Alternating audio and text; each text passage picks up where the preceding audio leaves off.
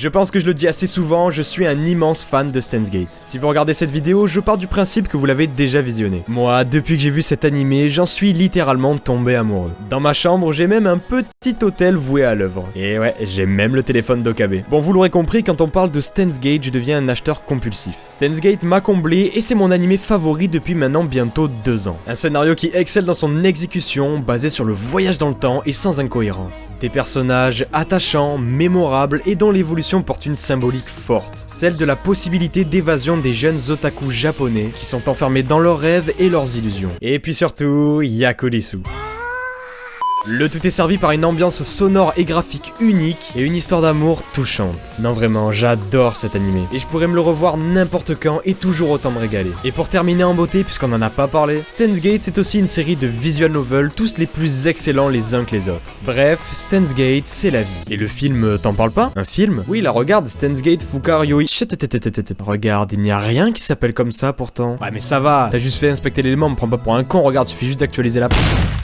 Il n'existe aucun film Steins Gate. Par contre, il existe une suite animée sortie très récemment, en 2018, Steins Gate 0. Et c'est évidemment de cette suite dont on va parler aujourd'hui. En tant que gros fanboy, je vous laisse imaginer la joie que j'ai eue quand j'ai su qu'il y aurait une suite à mon animé favori. Je savais bien sûr qu'il y avait eu un nouveau gros visual novel Steins Gate, mais je ne m'étais pas encore penché dessus. Ce nouvel animé m'était donc totalement inconnu. Le premier truc que j'ai fait à son annonce, ça a été d'aller voir qu'est-ce qu'il pourrait bien avoir à nous raconter. Bah ouais, l'histoire de Steins Gate était bouclée, toutes les intrigues plus ou moins résolues, donc j'avais peur que ce soit une suite un peu annexe et sans trop de choses à montrer. Eh bien pas du tout, l'annonce de Steins Gate 0 c'était l'annonce d'un nouvel gros animé, nous racontant une toute nouvelle histoire, et en plus de ça, une histoire bien plus sombre. Je ne vais pas tout de suite vous dire ce que j'ai pensé de l'animé, mais sachez simplement que durant toute la vidéo, je vais essayer de rester objectif, même si mon amour pour la licence risque d'influencer un petit peu mon jugement. Je vous en ai parlé dans ma dernière vidéo, lors de la sortie d'une édition Blu-ray de Steins Gate en 2015, des gens ont vite remarqué que quelque chose était différent. Dans la liste des épisodes, le 23e était présent 2 fois. Mais à une différence près, l'un des deux avait dans son titre le signe bêta. Et comme vous vous en doutez, cet épisode 23 bêta n'était pas un épisode normal. Dans l'épisode 23 original, Okabe tente de sauver Kurisu, échoue, puis reçoit un message venant de son futur lui. Après le visionnage du message, Oin Kyoma fut en quelque sorte réveillé et réussit par la suite à sauver Kurisu tout en sauvant Mayuri. Il avait trouvé le Steins Gate. Cependant, dans l'épisode 23 bêta, le dénouement est bien plus tragique. Okabe ne parvint pas à sauver Kurisu et ne recevra jamais la vidéo qui lui a été envoyé par son futur lui. Il va alors se souvenir de toute la souffrance qu'il a vécue en essayant de sauver Mayuri et il va finalement abandonner. Il va laisser Kurisu mourir alors qu'il vient de la tuer de ses propres mains. Cette sombre fin marque en réalité le début de Steins Gate 0. Vous l'aurez donc compris, ce n'est pas vraiment une suite comme pourrait l'être la saison 2 d'un animé, mais plutôt la véritable fin de Steins Gate si personne n'avait secoué Okabe pour qu'il sauve Kurisu. Un an s'est écoulé après la tragédie. Steins Gate 0 nous emmène donc dans un monde sans Kurisu, sans Oin Kyoma, et avec un Okabe détruit par son échec et qui n'est plus que l'ombre de lui-même. Ouais, ça met l'ambiance. J'adore la vie. L'excentrique et autoproclamé savant fou Okabe Rintaro n'est plus de ce monde. Enfin, il est pas vraiment mort, vous avez compris quoi, c'est un petit peu comme la fille de Trump, il est juste mort à l'intérieur. Bref, il est déprimé et surtout traumatisé même après qu'une année se soit écoulée. Il a des visions horribles où il revoit Kurisu mourir, a des nausées et semble être dépendant de certains médicaments. À côté de ça, Okabe est cependant redevenu un étudiant ordinaire et souhaite vivre une vie normale en ne retentant plus jamais de voyager dans le temps. Durant le premier épisode, il se rend dans un forum universitaire où se déroulent des conférences sur la technologie, un petit peu à la manière de la conférence qu'avait donnée Kurisu au début de Steins Gate. Il va y rencontrer 2 scientifiques, le professeur Leskinen et Mao, l'interprète du professeur. En venant à ce forum, Okabe pensait qu'il pourrait se rapprocher d'une vie banale d'étudiant et pourrait peut-être se changer les idées l'espace d'une journée. Cependant, la conférence du professeur Leskinen va avoir les effets d'une bombe sur Okabe. En effet, le sujet de cette conférence se trouve être l'intelligence artificielle. Leskinen et Mao présentent devant une foule stupéfaite une IA révolutionnaire nommée Amadeus, basée sur les théories d'une jeune fille morte l'année dernière, Makise Kurisu. Cette IA est capable de stocker les souvenirs d'une personne et de créer une simulation presque parfaite de cette dernière. Alors bon, ce fut déjà un gros choc pour Okabe de réentendre parler de Kurisu, mais le plus dur restait à venir. Après la conférence, Okabe va apprendre qu'en réalité, Amadeus ne simule pas n'importe quelle personne, mais qu'elle simule bel et bien Makise Kurisu. Leskinen et Mao vont alors lui proposer qu'elle reste aux côtés d'Okabe au quotidien pour qu'il puisse interagir avec elle, pour faire des tests, faire des statistiques et voir si l'intelligence artificielle marche bien. Ah, Okabe est hésitant, mais il finit par accepter et il retrouve sa bien-aimée par le biais d'Amadeus. À ce moment-là, il n'a n'a aucune idée de l'importance d'Amadeus ni du complot qui menace le monde entier lié à cette dernière. En effet, le monde est désormais menacé par la Troisième Guerre mondiale.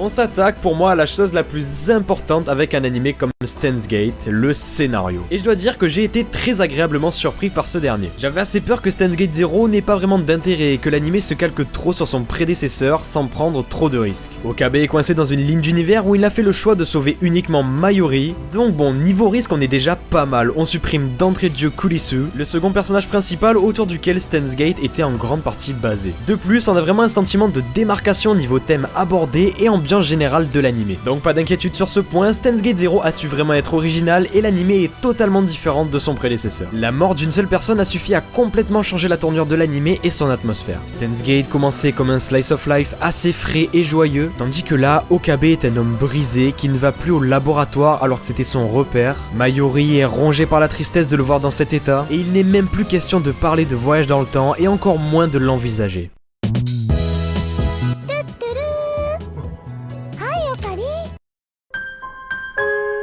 Pourquoi la vie? Je peins avec mon sang, car j'aime souffrir.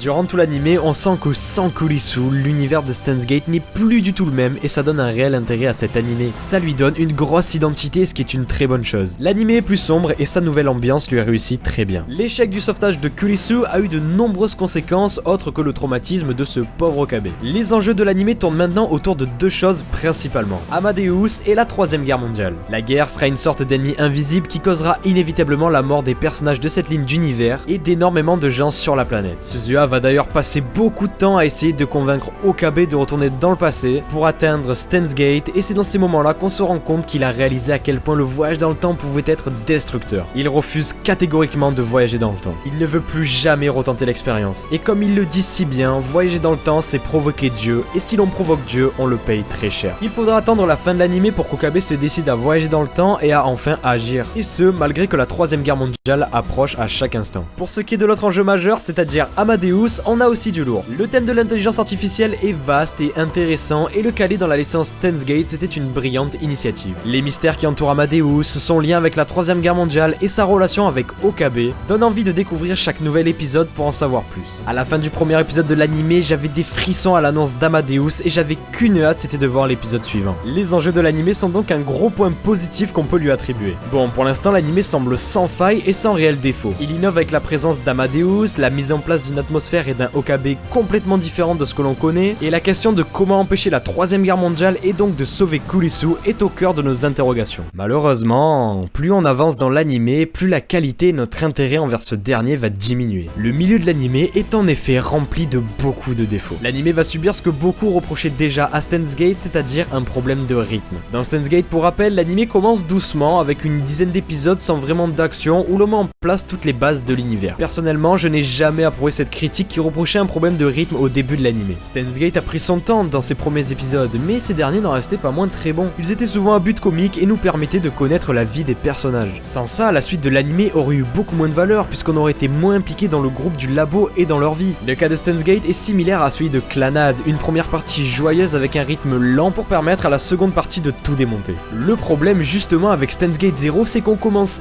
immédiatement très haut dès l'épisode 1 avec de grosses nouveautés et des attentes. Les nouveaux personnages sont intrigants, on compatit pour notre cher Okabe et on va même pouvoir revoir Kurisu l'espace d'un instant. L'animé commence fort, très fort, chaque épisode arrive à nous surprendre et à nous rendre limite accro, grâce à des révélations et beaucoup de retournements de situation. Mais petit à petit, l'animé va devenir plus lent et se baser simplement sur des cliffhangers pour nous donner envie de continuer le visionnage. On se croirait un petit peu sur des montagnes russes, on part de très haut pour dévaler une longue pente et croyez-moi, ça m'attriste de le dire. En soi, le milieu de l'animé n'est pas si mauvais, mais le potentiel du début était tellement énorme avec tout ce qu'on nous avait présenté et montré que voir le rythme ralentir jusqu'à un point où le scénario n'avance quasiment plus, ça m'a vraiment déçu. Parler du rythme du milieu de l'animé, ça va me permettre de vous parler d'un autre gros défaut selon moi. Comme je vous l'ai dit, nos principales préoccupations durant le visionnage de l'animé sont de savoir comment Okabe va sauver Kurisu, comment il va éviter la Troisième Guerre mondiale et quel rôle a à jouer Amadeus dans tout ça. On en revient un petit peu au même problème, c'est que plus les épisodes passent, plus l'objectif de l'animé devient confus. Ce problème d'objectif pas clair est évidemment lié au au problème de rythme. Le scénario n'avançant plus, il n'y a donc plus vraiment d'objectif à atteindre. Allez, changeons de sujet pour parler un petit peu plus d'Amadeus. Comme je vous l'ai dit, Okabe refuse de voyager dans le temps, donc la troisième guerre mondiale passe au second plan. Et en plus de ça, Amadeus est sous-exploité, ce qui m'a beaucoup surpris et une nouvelle fois déçu. Tout comme le voyage dans le temps, le thème de l'intelligence artificielle aurait pu faire en sorte de créer un scénario écrit d'une main de maître et d'avoir un regard différent sur des thèmes pourtant déjà vus comme l'avait fait Steins Gate. Après qu'on ait découvert son existence, Amadeus va se faire discrète et ne va intervenir que très rarement. Elle parle rapidement avec Okabe de temps en temps jusqu'à disparaître totalement pour réapparaître comme une fleur à la fin de l'anime. La fin de l'anime est brillante et on se rend compte qu'Amadeus joue un rôle très important, mais ça n'empêche pas qu'elle est absente bien trop longtemps, alors que pourtant elle était clairement le personnage que l'on voulait le plus connaître. Le thème de l'intelligence artificielle aurait dû mieux être exploité. Il est riche en possibilités, surtout qu'on parle bien d'une IA qui a presque une âme. Elle est à la frontière entre la vie et l'objet, et en plus ici c'est Kurisu dont il est question, raison de plus pour s'y pencher en détail. C'est donc dommage que le scénario ne se soit pas plus servi d'Amadeus. Bon allez, petite pause dans les défauts de l'anime pour faire un constat agréable. Steins Gate Zero nous propose beaucoup de choses. Que ce soit du drame, de la comédie, de l'action, on sent une maîtrise excellente à ce niveau. L'anime renvoie un paquet d'émotions et garde tout comme son prédécesseur un côté authentique, où les actions des personnages et les émotions ne sont pas surjouées et ça c'est juste top. De ce fait, on arrive vraiment à croire à ce qu'on nous montre et à s'impliquer dans l'anime. C'est quelque chose qui peut paraître assez petit mais c'est très important de le souligner, parce qu'il y a beaucoup d'animés qui ont l'air inauthentiques. Des animés où c'est très dur de s'identifier au personnage ou à l'histoire. Et pour le coup, je suis très content de le constater, mais dans Steins Gate Zero, c'est pas du tout le cas. Bon allez, assez parlé de bonnes choses, revenons sur les défauts de l'animé. Et oui, il y en a encore. Je sais pas vous, mais moi quand je me suis lancé dans l'animé, je voulais absolument revoir Kurisu. Voir comment Okabe allait la sauver, quelle galère elle allait rencontrer et comment il pouvait se sortir à nouveau de ce terrible destin. La mort de Kurisu, c'est l'événement qui a lancé Steins Gate Zero. Savoir comment Okabe va la sauver de nouveau, c'est la préoccupation numéro 1 du spectateur. Durant les premiers épisodes, même si Kurisu n'était pas là physiquement, elle restait omniprésente à travers Okabe, ce dernier essayant encore un an après de faire son deuil. Puis vint l'épisode 8, un épisode magnifique dans lequel Kurisu fut parfaitement mise en scène.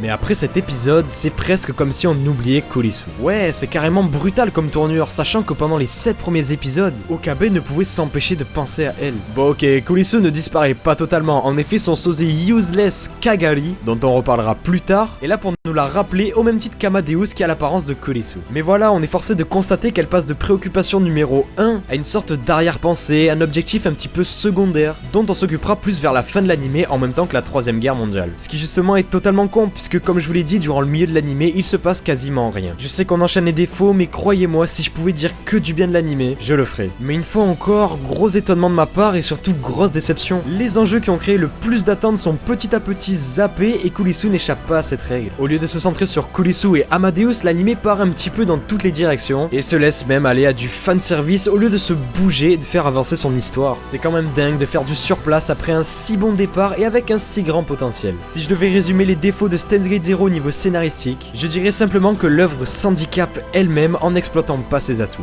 Bon voilà, ça y est, promis, pour le scénario, on a fini de parler des défauts. Et je vous ai dit que le début de l'anime était énorme, que le milieu, bon voilà, était très moyen, voire nul à chier à certains moments. Mais maintenant, laissez-moi vous parler de la fin. La dernière partie de l'anime, oui, je l'ai très peu mentionné car les derniers épisodes n'ont absolument rien à voir avec les autres. Si vous voulez, j'ai eu l'impression que l'anime a reçu un putain d'électrochoc et a décidé de se réveiller pour nous donner ce qu'on attendait du vrai Steins Gate comme on l'aime. La reprise de la qualité du scénario est en cohésion avec le réveil d'Oin Kyoma. Oui, enfin, Okabe se réveille et relance l'anime. Je veux pas dire par là que si l'anime était devenu plat, c'était la faute d'Okabe. Non, comme je vous l'ai dit, ce n'était pas dû à lui, c'était dû à l'addition de plein de problèmes. Ce que je veux dire par là, c'est que personne d'autre que le scientifique fou Oin Kyoma ne pouvait booster le rythme de l'anime et son réveil en est la preuve. Bon, si j'étais un peu rabat-joie, je dirais que ça arrive beaucoup trop tard, mais voilà, c'est tardif, mais les derniers épisodes sont à mon sens presque parfaits. Ça ne pourra pas rattraper les problèmes des épisodes précédents, mais la fin est grandiose, elle clôture l'anime d'une force incroyable, en utilisant un parallèle avec l'anime original Steins Gate, ce qui va apporter de la richesse à la licence. On va avoir des révélations assez énormes et pour le coup inattendues sur des éléments qui étaient laissés en suspens dans Steins Gate. Les exemples les plus frappants que je pourrais vous donner au niveau des révélations, c'est évidemment la vidéo mystérieuse qu'a reçue Okabe dans Steins Gate, que l'on peut voir être créée et tournée, croyez-moi, j'en ai eu des frissons. Et ensuite, il y a bien sûr le voyage d'Okabe vers l'endroit perdu dans l'espace et le temps, où Mayuri et Suzuha se sont retrouvés. On comprend enfin la signification de plein de plans de Steins Gate, qui semblaient être juste là pour ajouter un côté mystique à l'anime, en nous montrant justement des plans de cet endroit inconnu. Quand j'ai vu Okabe, non, qu'est-ce que je dis, quand j'ai vu Oin Kyoma qui s'avançait avec une classe incomparable vers Mayuri et Suzuha. C'est vraiment là que je me suis dit que finalement Steins Gate Zero c'était un animé monstrueux. Oui, son scénario a plein de problèmes, on ne peut pas le nier, mais quand tu vois cette scène, tu ne peux que relativiser sur ces derniers. Et j'ai juste une dernière déception, et oui, décidément je suis dur avec l'animé, et cette déception c'est de ne pas avoir revu Kurisu. Je trouve ça vraiment con de pas avoir pu revoir leur retrouvailles, je comprends vraiment pas ce choix, parce qu'après une scène aussi épique, après que Okabe ait enfin retrouvé Steins Gate,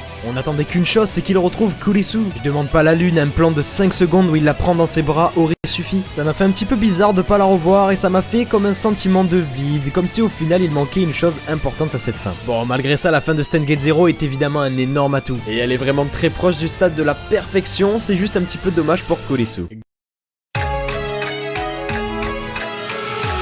Globalement, les personnages de l'animé ont l'air réels. Ça peut paraître rien dit comme ça, mais c'est rare que je ressente un sentiment aussi fort d'authenticité. C'est exactement ce dont je vous parlais tout à l'heure. Ça ne veut pas dire que tous les personnages sont bien exploités ou approfondis, seulement dans leur manière d'être, ils semblent réels. Si je devais vous citer d'autres exemples d'animés avec des personnages qui paraissent aussi vrais dans leur écriture, ce serait Cowboy Bebop ou plus récemment Bunny Girl Senpai. Pour ce nouvel animé, on a un paquet de nouveaux personnages. Je vous propose donc de vous présenter d'abord les nouveaux, voir s'ils se sont bien intégrés à la série, puis ensuite on ira faire un tour du côté des originaux, des vrais, des Sancho, je m'emporte. Pour ce qui est des nouveaux personnages, on commence avec Kagari. On va la faire courte, pire déception de l'animé. Kagari est la fille adoptive de Mayuri dans le futur. Contrainte de fuir, elle a voyagé avec Suzuha dans le passé mais a rapidement disparu parce que, je cite, elle entendait la voix de Dieu. Kagari, au début de l'animé, j'ai pensé que ça allait être un personnage clé et que sa ressemblance avec Kurisu ne pouvait pas être le fruit du hasard. Surtout dans un animé comme Steins Gate où tout est calculé, où chaque chose a un sens. Et premier point, sa ressemblance avec Kurisu est totalement piffé.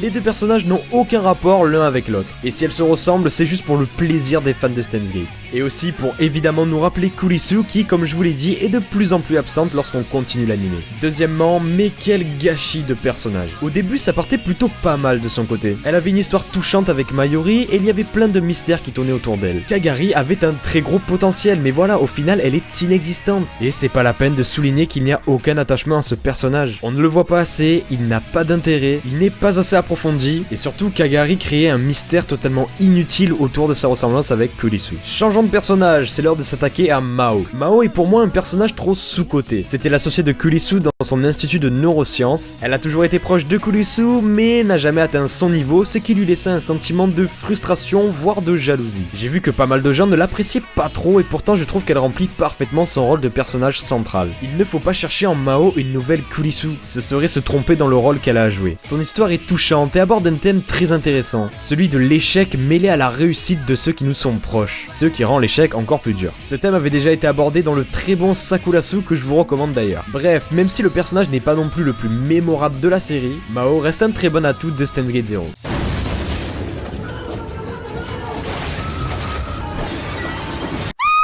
Un autre des nouveaux personnages présents dans l'animé, c'est le Dr Leskinen. Le Dr Leskinen est le mentor de Mao et de Kurisu, et c'est un chercheur en neurosciences. Dans les premiers épisodes, il paraît amical, mais il va au final se révéler être l'antagoniste numéro 1 de la série. On va pas se le cacher, vu sa gueule, on s'en doutait tous un petit peu. C'est un personnage aux motivations crédibles et qui se révèle être dangereux lorsqu'il veut arriver à ses fins. C'est un scientifique maléfique en opposition avec Okabe. Il remplit bien son rôle d'antagoniste, ses interventions sont pertinentes, et il agit intelligemment, rien à dire, c'est tout bon. Pour ce qui est des anciens personnages, je vais traiter le cas de Daru et de Mayuri en même temps vu que c'est assez similaire. Dans Steins Gate Zero, ces deux personnages sont largement approfondis et on apprend encore plus à les connaître. C'était que du bonheur de voir des épisodes entiers dédiés à leur vie et leur histoire. À l'issue de Steins Gate Zero, personnellement je me suis encore plus attaché à eux. Et maintenant parlons d'Okabe, pour moi le plus gros point fort de la série. Tout l'animé est basé sur lui, sur sa vie, ses tourments et son évolution. Et là je vois pas mal de gens venir me dire qu'il a mis beaucoup trop de temps à agir. Mais ce n'est pas vrai, vous avez raison dans le sens où c'était long,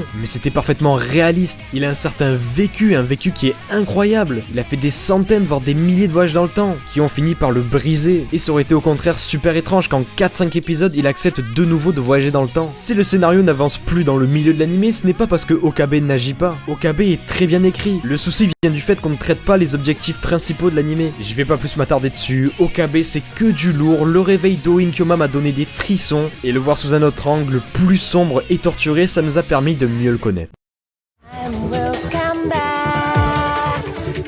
Globalement, l'animé est assez beau. La qualité n'a cependant pas augmenté depuis Steins Gate sorti en 2011, ce qui est dommage. Cependant, je vais pas vous le cacher, même avec tout l'amour que je porte à Steins Gate, le visuel c'était vraiment pas bon par moment. Alors on peut noter tout de même quelques points positifs comme les nouveaux chara design qui sont soignés et s'intègrent bien dans l'univers, et certaines scènes qui sont quand même magnifiques comme la scène finale qui est sublime. On a aussi un style plus sombre, plus gris et noir en accord avec l'ambiance de l'animé, en opposition avec Steins Gate qui lui était plus clair, gris et blanc. Mais là on arrive au point où ça pêche. L'animation et la fluidité sont horribles dans les scènes de combat. Ça saccade et les chorégraphies des scènes d'action ne sont clairement pas à la hauteur et le rendu n'est pas pro. De 2011 à 2018, il n'y a eu aucune amélioration niveau animation. Pire, on a même régressé dans les scènes mouvementées. Alors je sais pas s'ils ont eu un problème de budget, de temps ou autre, mais la première fois que j'ai vu certains passages de l'animé, c'était choquant à quel point c'était laid, et évidemment ça m'a complètement sorti de l'immersion que je pouvais avoir. En bref, on a un animé avec un visuel assez sympa quand même dans l'ensemble. C'est vraiment pas moche, mais ça aurait pu être bien meilleur. Et vraiment par contre le gros défaut c'est les scènes d'action qui sont inadmissibles.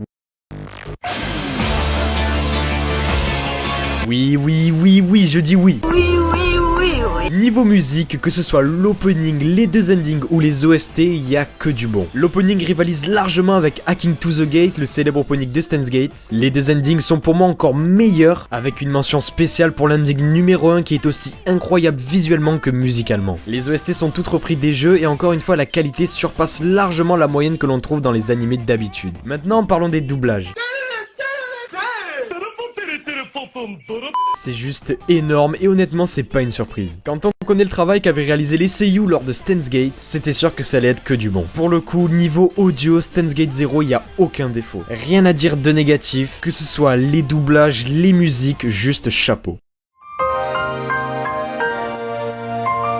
C'est très dur de conclure sur cet animé. D'un côté, j'aimerais l'aimer autant que son prédécesseur, et de l'autre, je vois des défauts scénaristiques trop importants pour être ignorés. J'ai peut-être été très négatif dans cette vidéo, mais j'ai quand même adoré Steins Gate 0. Je vous l'ai dit, je suis resté assez objectif en vous parlant de tout ce qui n'allait pas, mais le visionnage de la série était la plupart du temps, hormis vers le milieu de l'animé, très plaisant voire génial. Steins Gate 0 reste un bon voire un très bon animé. Cependant, ce qui lui fait défaut, c'est d'être parti de trop haut, parce que quand on est au sommet dès le départ, c'est dur de ne pas redescendre. Malgré tout, l'animé se conclut de manière grandiose, et je pense que tous les fans de Steins Gate ont adoré la première et la dernière partie de l'animé. Pour ma part, je lui donne un solide 15 sur 20. Je vous laisse me donner dans les commentaires vos avis sur l'animé et quelle note vous lui mettriez. En tout cas, moi j'espère que cette vidéo vous a plu. Si cette dernière a assez de succès, ça garantira le retour des DNZ, alors n'hésitez pas à la partager si elle vous a plu. N'oubliez pas le like et l'abonnement, ça fait toujours très plaisir. Je vous rappelle qu'il y a mon Utip et le site de Ninoma dans la description. Et très important, il y a aussi ma chaîne de secours. Merci à tous ceux qui iront s'abonner. Voilà, sur ce, moi je vais vous laisser en vous souhaitant une bonne journée ou une bonne soirée. C'était Denoz. Allez, bye bye.